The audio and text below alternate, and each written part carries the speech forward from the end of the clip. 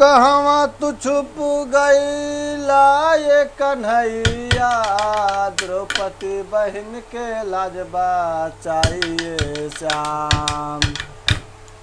कहवा तू छुप गईला ये कन्हैया, द्रौपदी बहन के लाजबा चाहिए श्याम। दानव दहेज से बेटी बहन के अब के जान बचाइए श्याम। दानव दहेज से बेटी बहन के अब के जान बचाइए श्याम।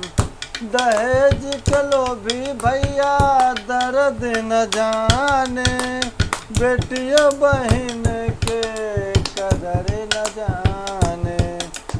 तोहरा सिवा यही कलयुग में केहू न सहाई बाटे श्याम। तोहरा सिवा यही कलयुग में केहू न सहाई बाटे श्याम। दानव दहेज से बेटी बहन के अब के जान बचाइए श्याम। दानव दहेज से बेटी बहन के अब के जान बचाइए श्याम। बिल्डर बजरंगी भाई यह समझावे, राम सुरेश विजय समझ न पावे। बिल्डर बजरंगी भाई यह समझावे, राम सुरेश विजय समझ न पावे।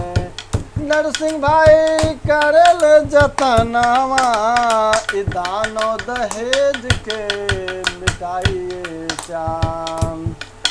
दानव दहेज से बेटी बहन के अब के जान बचाइए श्याम।